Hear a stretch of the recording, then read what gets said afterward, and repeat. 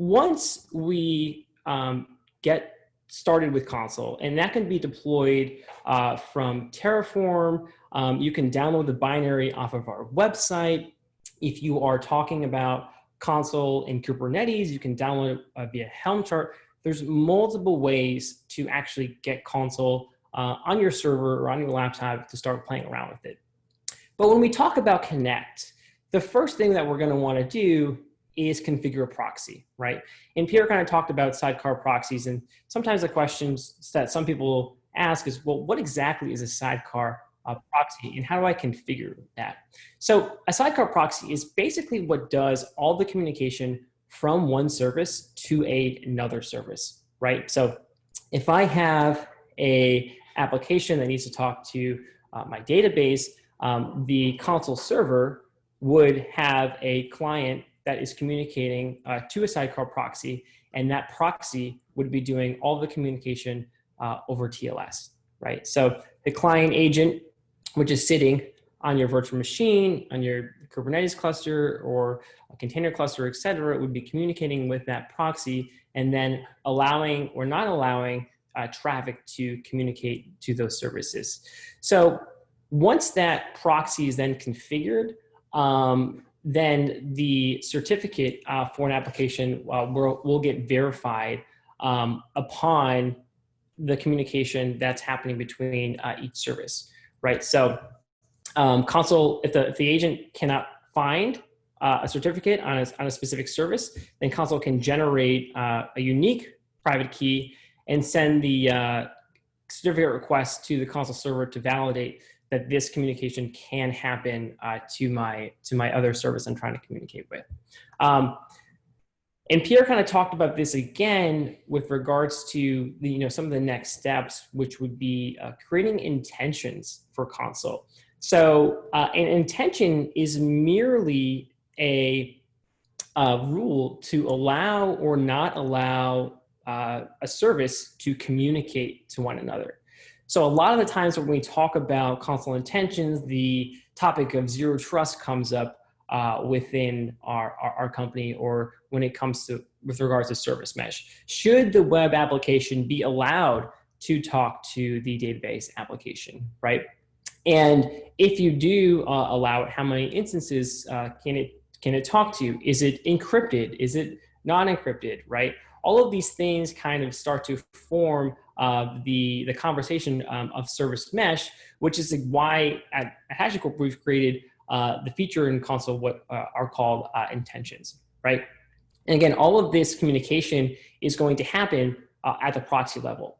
So in Consul, what we'll do later on in some of our labs is we'll talk about how and why we define intentions, and what that kind of looks like in the Consul UI, and what it looks like when I have a service that needs to communicate to another service. Now, the wonderful thing about Consul intentions is that the intention itself is based off of the service name.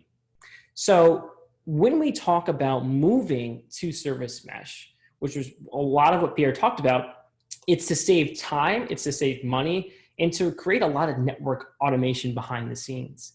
So if I have 50 instances of my database, imagine how many firewall rules, right, I would have to create to talk to the load balancers, all the IP addresses that I would have to register. Perhaps you have an ITSM tool that you submit a ticket for when this service comes online, right, for 50, 100 instances of my one database.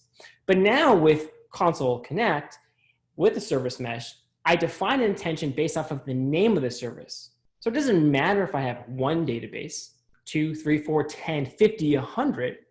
The intention is going to stay the same, and I'm not routing anymore based off of the IP address of the service. It's strictly the name of that service itself, which can allow me to scale up, scale down, whether I'm in on-prem, whether I'm in the cloud, and I don't have that process of registering an IP address or routing an IP address to another service, creating firewall rules, and managing things like IP tables, right? So what I'd like to do next is kind of walk through how this happens, right? What Consul does, it will figure out, where is this application? where is this database that my web app needs to talk to. It'll then go out and do a TLS handshake with the proxy. The proxy will say, am I allowed to talk to this other application? If I am, great, allow my web app to talk to that database, and the proxies will authenticate themselves via that handshake. So once that connection is established, or once that connection happens, mutual TLS is then established, and then the local agent on the console clients authorize a connection on a locally cached intention. So pivoting forward, what I would like to do is kind of get a little bit more hands-on with how I can do this within Consul. Now, the wonderful thing about how HashiCorp and what we've done lately with some of our technical enablement is we have created labs, right? So up here, we have a service mesh with Consul lab that is going to allow me to start this track at any point in time, anywhere in the world, to kind of go through why and how a service mesh is needed and some of the subtle nuances it may take to actually get started. So as you'll see here, there's a number of labs to go through. I'm going to walk through this with you folks to kind of, again, go through the ins and outs of how to get started within Consul Connect and a service mesh. So the first thing, we talk about when we hear service mesh or we hear the word is a sidecar, right? I need to define a sidecar proxy in order for my services to communicate to each other. So as I get this lab fired up, what we're going to do, again, is this is the fundamentals of getting that service mesh or getting what we call at HashiCorp Consul Connect started. So again, the first thing I'm going to do is create that sidecar proxy. I'm going to have a service that's already defined, but the proxy itself isn't going to be instantiated yet, which is something that we are going to edit. Once I define that proxy, I'm going to edit Envoy, which is the proxy we're going to use, and then create some intentions to say, hey, allow this service to talk to this other service. So as this lab starts to spin up, again, some of the things to keep in mind here is that all of this can be done on the fly. All of the labs that I'm looking at here can be done in your own convenience, whether it's at home, in the office, so on and so forth. And we should be able to fire this up in just a second. So here we go, right? So what you'll see here is I have a MySQL database instance that does not have a sidecar definition defined yet. So I'm going to take a look here into that service, right? And what you'll see is it's going to connect on port 3306, but I don't have that sidecar defined yet. So I'm going to add the connect stanza in my JSON code here and create that sidecar service. So here we go, simple copy paste command for the sake of time. I'm going to head back to my Consul UI, but first I'm going to save this file. And to my Consul terminal, I'm just going to do a Consul reload. So what that's going to do is it's going to trigger the stanza that I just updated. So basically, hey, reload that and make sure that that sidecar is in fact defined and created. So I'm going to check that off. I've now created that sidecar in my MySQL service definition, and I'm going to move forward to the next type of the lab, right? So now that we have registered the proxy as a service for Consul on our SQL database, the proxy server of the health should pass, right? So what you'll see here is in my MySQL connection, or excuse me, my MySQL service is I am connected with the proxy, right? The database connection is all set, and that proxy is up and running after I ran that Consul reload. So we can start the proxy with this no up command here to start the sidecar, and I'm just going to run that real quick, and this will actually get the sidecar up and running, right? So This should be good to go. And now I've started my sidecar, and now we can do the really fun stuff, which is to get services to start talking to each other. So just to reiterate, I created a stanza in a service, a MySQL service, to define Consul Connect on a certain port and have that sidecar defined. I then started my Envoy sidecar proxy, and now what we need to do is make sure that these services can talk to each other and set up the sidecar so that the upstreams can actually communicate to another service, right? So as this challenge does get set up, here it is, here we go. I'm gonna connect this with Envoy. So what we did, again, is we had an application. We have our app server right now, and it just has an empty sidecar, right, service definition. So I want to, again, create that sidecar definition for my backend application server, which is a simple WordPress service, and make sure that that has a sidecar defined, and that service can talk to the MySQL service here on port 3306. So much like what I did with my SQL service, I'm going to do the same exact thing for my WordPress service in the service definition. So a simple copy paste here is going to do the trick. And now what you'll see is, again, my WordPress service is here. It is has a destination of MySQL on port 3306. And now I can, since I had that service defined and that upstream configured, what I should do, as always, is make sure to save it and then do a console reload to make sure that that service is in fact, or excuse me, that stanza doesn't get instantiated once console is triggered. So we can check, just doing a simple curl here to make sure that the new listener is in fact following. And there it is. We have the MySQL listener listening on port 3306, and we should be all set with this lab. So again, reiterating, making sure that these services have sidecars set up. We started the Envoy proxy. That proxy was started. I defined an upstream from MySQL to my WordPress service. And then now we're going to use Envoy to connect the application to the database.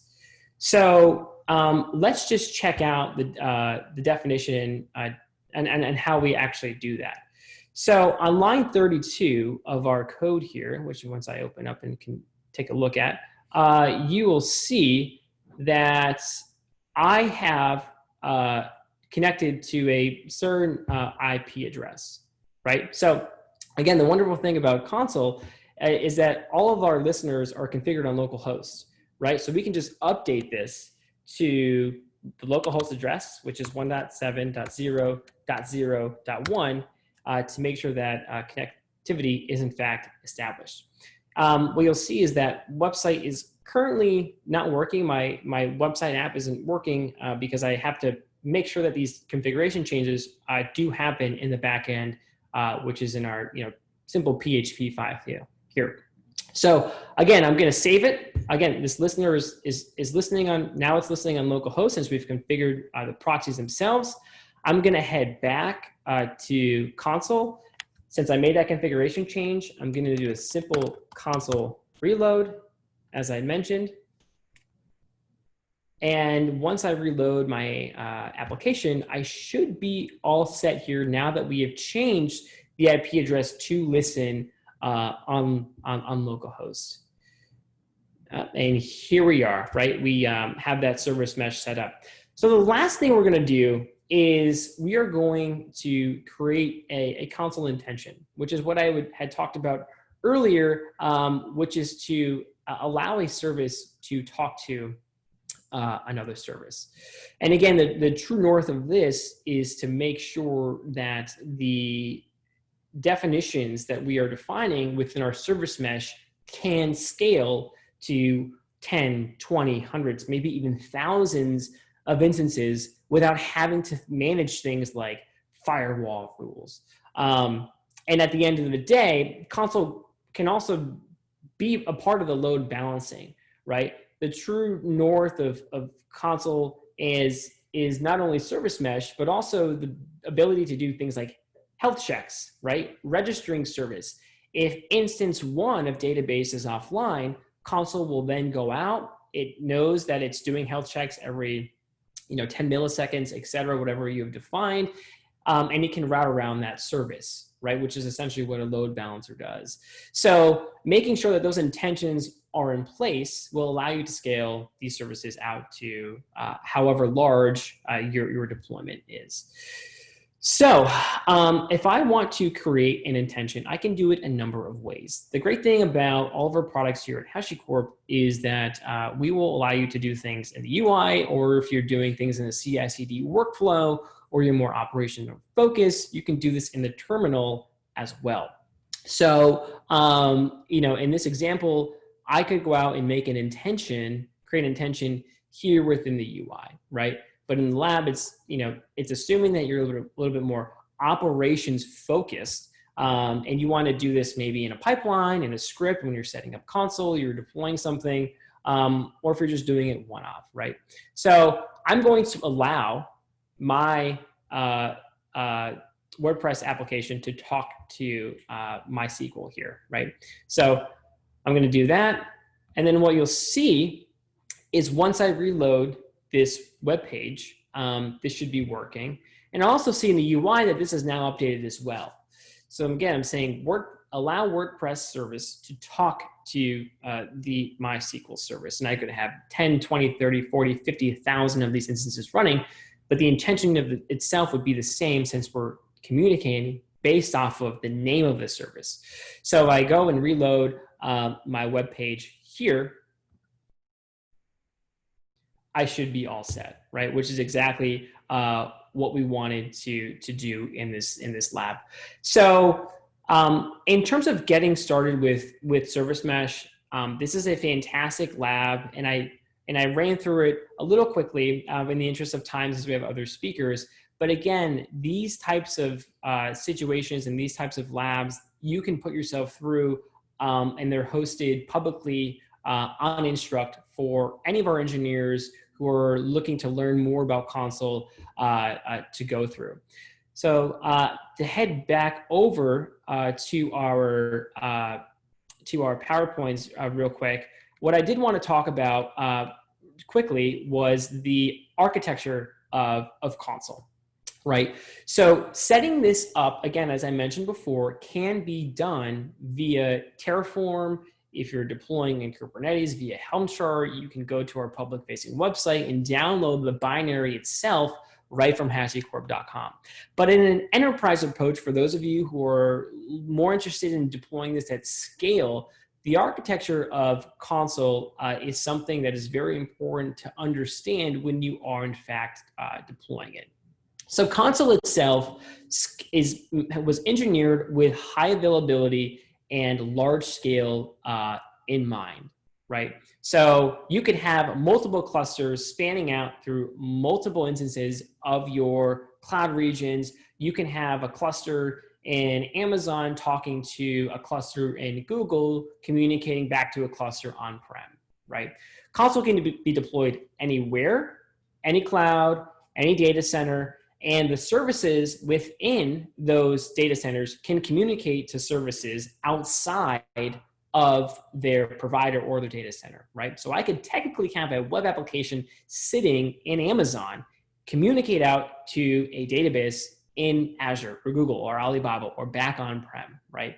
It's designed in a way to make sure that your services can communicate anywhere in a true service mesh platform so that hybrid cloud or multi-cloud is in fact a real thing. So you'll see up here in the PowerPoint that we have a few things defined: a Consul server, a Consul client, a proxy, and an application. So I'll start from the latter, which is usually the easy one. An application can be anything that you want, right? It could be a mobile app, it could be a desktop banking application, it could be an Android, it could be anything that your developers or you are working on that your company uses that has some form of customer-facing or internal-facing usage for the team or for the company that you are working for. And then you see the app communicating to the proxy. When we went over in the lab, the proxy is the one actually doing the communication on behalf of the application. It's the one certifying, hey, can I talk to this other service? It is the key component of the TLS handshake between one service to another, or in this example, app A to app B. Right? That proxy can be Envoy. Consul has its own proxy that you can use out of the box. We use Envoy since it tends to be the standard within the tech world right now, but there are multiple proxies that you can use to make sure that that communication happens between your applications or your services. Above that, you'll see the Consul client, right? Or sometimes what we refer as the Consul agent. And the Consul agent is what's going to be communicating to the Consul server, right? It sits on your VM or it sits on your Kubernetes cluster to make sure that your services are in fact online, right? So the agent's going to be doing the health checks. Is my application online? Is app, instance 1 through 50 online? If not, report back to the Consul server and register that application as healthy or unhealthy. Right? So above that, you'll see the Consul server. And that Consul server is kind of the brain of the operations where all of the data is held for your Consul deployments. Okay. If application A has 50 instances and application B has 40 instances of each other, that is all going to be stored within the Consul server. It is the hub, it is the brains of the operations where the client communicates back to if your services are good to go, where the intentions are stored, and if your services are online or offline. So at the highest level, this is how you get started with Consul Connect, right? Deploying the proxy, assuming that you have some form of familiarity with service discovery and service registration. Getting to connect is the day 3 type approach within our crawl, walk, run model here at HashiCorp, and it'll allow you to really scale out the communications between your services or your applications within your data centers or cloud providers. So Peter, I'd like to hand it back over to you. I'm going to stop sharing my screen now, and I know there's some questions that are going on right now in chat, and I haven't had a chance to look quite yet.